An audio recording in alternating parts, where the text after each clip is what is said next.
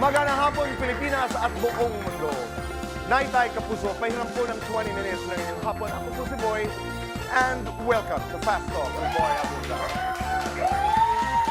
Sa lahat ng mga kaibigan natin sa Facebook at YouTube, sa lahat ng nakikinig po sa DZWB, Spotify, Apple Podcasts, welcome to your program.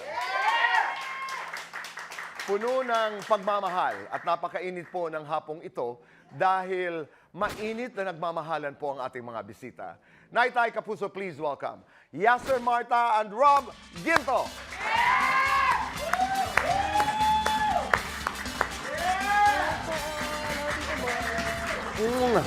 Maraming salamat. Maraming salamat din. Please, habang papasok kayo dito sa entablado, holding hands, parang kakasal na. Yun lang yung naisip ko. Gaano kahirap yung gawin yung public itong inyong relasyon? Nung una po, actually, pinag-usapan din namin ni Yes yan kung ready ba kami i-public. Kasi, syempre, pag once na pinpublic mo yan, maraming pwedeng makialam eh.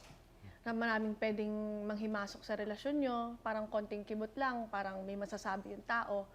May gawin man kaming tama o mali, may masasabi yung tao.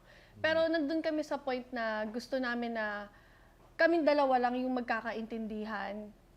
Kumbaga, binibigyan namin ng tiwala yung isa't isa, yung respeto. Ayun naman yung kailangan sa isang relasyon eh. Tito Boy, ako lagi kong sinasabi rin kay Rob na siya lang ang papakinggan ko. Ako, wala naman akong pakialam sa sinasabi ng mga ibang tao. Tito Boy, kung ano yung mga sinasabi nila, basta sa kanya lang po yung tiwala ko. Importante yung diretsong nag-uusap. Opo. Pag pinag-uusapan natin yung pagmamahalan, yung love story, ano yung short version kung paano nabuo ang pagmamahalan na ito? Sa trabaho, Sa Tito Boy, trabaho may po. ginawa po kaming movie. Yun po yung first time namin na nag-meet. Yes. Sa movie ginawa Sa movie po namin. po. Tapos Title of that movie was Desperada. Yes. Naalala natin. Unang beses, Tito Boy, sa Storycon nung movie. ng movie. Tinitignan ko lang siya kasi syempre first time namin mag-meet. Okay. Parang hindi ko pa alam kung paano siya i-approach. Tapos parang dinededman niya lang ako eh. Noong una, parang Sinasadya hindi mo? niya ako. Hindi po. Napansin, parang sabi ko, oy, paano ko Hindi kaya siya naman po. kausapin? Kumbaga kasi nung una, pag once na unang kilala mo naman sa tao, ayaw mo naman magpaka-feeling close eh. Kumbaga parang pinapakiramdaman ko rin siya. Kasi, Pero naramdaman mo ba na kakaiba ang tingin niya? ay, hindi po. Wala. Pailalim eh, pailalim. Nagwapuhan ka. Nagandahan ka. Oo naman. Nagpapuhan po, opo. Nandun po talaga yun. Aha. Yes. Tsaka sinabi ko rin sa kanya yun nung una naming nag-workshop. Sabi ko, alam mo, ang cute-cute mo. Yeah, doon na... Pasimple ka na. Doon na yung... Siguro doon na na-break yung ice. Talaga? Dahil ang naging kasagutan mo doon sa ang cute-cute mo ay... Parang baliw to. Alam mo na nanliligaw. Formal ba? Ngayon ba sa panahong ito, nagpapasintabi ka na pwede ba man... ang luma ko naman. Meron Pwede pang umakyat ganon. ng ligaw. Meron pang ganon. Nung ano po kasi, nag-start siya nung sa Bali namin. Parang dun lang niya sinabi na pwede ba kita... Actually, hindi niya sinabing pwedeng manligaw eh. Pwede ba kitang maging girlfriend? Ang bilis mo naman. Diretso na ha, hindi yung pwede kitang ligawan. Can you be my girlfriend? Sa Bali ito, Indonesia. Yes. Ang After her nagsushooting. birthday. Birthday. Yes. At ang iyong sagot, Nag-yes po. ang sarap. Hindi, alam niyo kung bakit importante yung mga pagkakataon na ganyan. Kasi pag, hindi naman lahat madali ang relasyon, di ba? Opo. Pero ito yung mga moments na binabalikan niyo pag nag-aaway, pag nagkakatampuhan.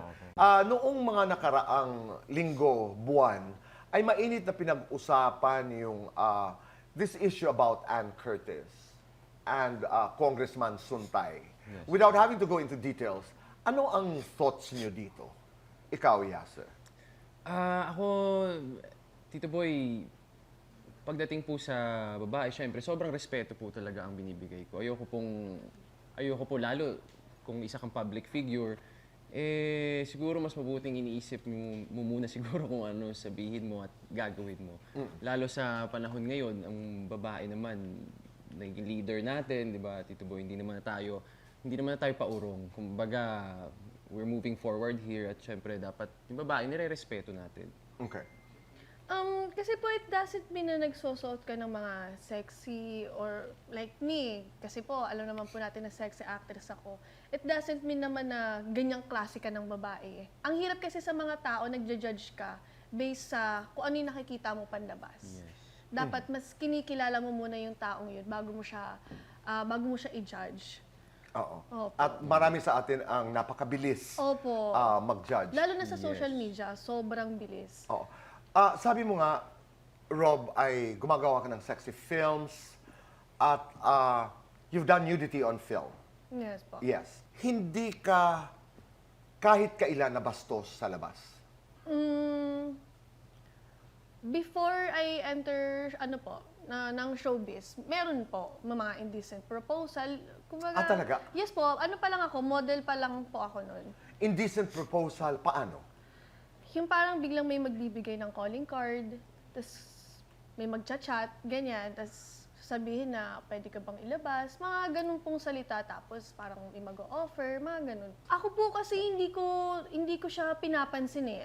Ayoko siyang i-entertain kasi pag in-entertain mo yun, ibig sabihin na parang gusto mo rin. Okay. Kaya ako po, ginagawa ko, nire-reject ko po talaga siya. Sobrang hirap kasi parang ang nagiging tingin sa amin na parang ano ba to? Parang Pakawalang babae ba to? Parang commodity, ganun eh. di ba? Opo eh. Parang paninda. Opo na parang ganun kabilis nyo nakikita yung isang tao na parang candy na pwede mong bilhin lang. At ang dahilan ay dahil sexy star, ay dahil doon sa pictorial ay nag-endorse ng alak. Opo. Pero hindi nangangahulugan that it gives you the permission para bastusin. Totoo po. I-cross mo yung boundary, Totoo po. halimbawa. Hindi mo irespeto yung pagkababae. Opo. Rob, having done sexy roles, even nudity on film, papayagan mo maghubad si Yasser? Pinapagubad niya nga ako. Paano? Paano? Pag gagawa kami ng TikTok, uy, magubad ka nga. Para mas tumaas daw yung mga... Bakit sinasabi mo yan, Rob? Kasi since ako lumaki kasi ako sa social media, so sabi ko sa kanya, ito kasi yung ito yung parang kiliti ng tao eh. And then, na talagang nahanay talaga ako sa sexy. So mas dun ako na ng tao na, kumbaga nasusundan ako ng tao. Pero klaro ang mensahe na nagpapasexy ako, pero alam mo yung boundaries. Alam mo Yes. po yung boundary po. Oo. Pero yung mga mensahe, halimbawa sa social media, comments na may pagkabastos, pumapalag kayo. Ako minsan. Pumapalag ka. Pumapalag po talaga ako. Kasi tawag dito, tao lang din naman po kasi kami. Tama, oo. Oo. Kumbaga din kami, napupuno din kami. Kapag alam ko na sobrang below the belt na yung mga sinasabi ng tao, talagang pumapatol ako. Minsan nga sabi ko sa kanya, sabihin mo yan, sagutin mo yan. Gusto mo akong sumagot. Ikaw ang cool. Ako hindi. Para kasing ayoko naman pag-aksayahan yung mga ganong klase. Pero halimbawa, girlfriend mo na ang binabastos. Paano mo ipinagtatanggol si Rob? Ako, boy, doon din naman ako nabilib kay Rob. Sobrang strong niya. Saka And kaya niya ipagtanggol sa very sarili niya. independent. Mas malakas pa nga siya sa akin. Kaya hindi ako natatakot na hayaan ko siya o iwanan ko siya sa isang lugar. Kasi alam kong kayang-kaya niya yung sarili niya. Pero ako, lagi ko siyang pinoprotektahan na kung anong pwede kong gawin para makatulong sa kanya dito, boy. Okay. Pero halimbawa, pag nagpo-post ka ng ganyan, ito, halimbawa, Ayan. Naku. anong iniisip nyo doon? Meron ba kayong iniisip? Aware ba kayo na may magkakagusto, may I don't want to use the word, pero alam mo yun, yung magde-desire sa inyo? What is in your mind, Rob and Yasser? Pag halimbawa, may ginagawa kayong sex, o kayo nagpo-post ng sex. Ako, dito boy, siguro wala. Iniisip ko lang talaga na proud ako sa sarili ko at proud ako sa katawan ko, sa paghihirap na ginawa ko sa gym. As in, ganun lang. Trabaho. Trabaho lang. Wala akong iniisip na baka mas makakuha pa ng mga maraming... Walang ganun. Nasa tao naman po yun eh, kung paano mag-iisip. Kung madumi yung pag-iisip mo, Yun kasalanan din mo eh. yan. Oo. At hindi yan nasa inyo. Opo. Doon yun sa taong nakatingin. Taong nakatingin. Tsaka hindi na rin namin kontrolado yung ganung pag-iisip. Ako kasi naniniwala ako doon sa autonomy ng tao eh, doon sa independence ika nga ng tao. At saka dressing or undressing is an expression. Opo. Doon ako kumakatig eh. Sa inyong relasyon, ano ang ibig sabihin ng cheating? Pag nag-cheat ka, ibig sabihin, choice mo yon Hindi dahil natukso ka.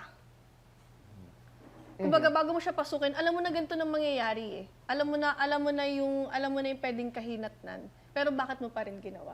Ikaw, Yasser, anong pananaw mo? Sa cheating, alam mo sa totoo lang, Tito Boy, ayoko nang isipin yung mga ganyang bagay. Para sa akin, ang lalaking nag-cheat, may kulang sa pagkalalaki nila eh. Kung hindi sila insecure, kung hindi sila masaya, o alam mo, hindi pa sila parang kumpleto o buo eh. Doon, Rob, sa nangyari sa ex-fiancé mo, ano ang natutunan mo bilang isang babae, bilang isang tao? Siguro tawag dito, magtira ka rin para sa sarili mo. Kasi pag sobra mo binigay lahat, mauubos ka na talaga ng literal. Oo. Kasi ang nangyari nun, parang parang doon na umikot yung mundo ko sa kanya eh. Okay. Kumbaga doon ako ang tawag dito, parang nakampante na ako na okay na to, siya na to. Alright. Sa mga previous relationships mo, Yasser, ano ang leksyon na baon mo dito sa iyong relasyon with Rob? Kasi kay Rob, Tito Boy, nung nakilala ko siya, doon ko nakita na we're on the same page eh. Kung ano yung hinahanap ko sa isang relasyon, ganun din siya eh. Unlike sa mga past, parang mas na-ahead sila. Ako naman, dito pa sa baba. Parang ganun eh. So, dito sa amin ni Rob, Tito Boy, kumbaga, mas naging swak na swak po talaga eh. Nag-umpisa ka bilang singer. Opo. Alam mo yun, di ba? Apo. Kung may kanta ka ngayon para kay Rob, ito'y naisip lamang natin ngayon. Ano yun? Siguro every breath you take, Tito Boy. Yung line na sinasabi, nandito lang ako palagi, lagi lang ako nakasuporta sa kanya. Sa isang napakaganda at napakaganda ng inyong relasyon, sa pagmamahalang ito, ano ba ang mga bawal? Kung kayo lang ang tatanungin, kailan nyo gustong magpakasal? Ang mga kasagutan sa magbabalik po ng Fast Talk with Boy.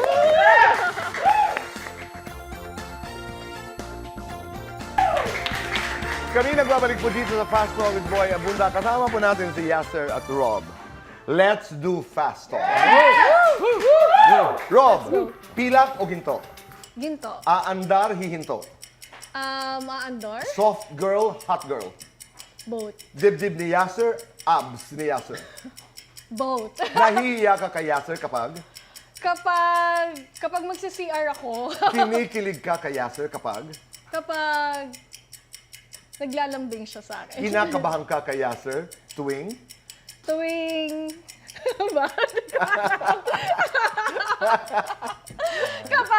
siguro kapag kumakanta siya. lagot si Yasser sa'yo kapag Kapag nagloko pa siya.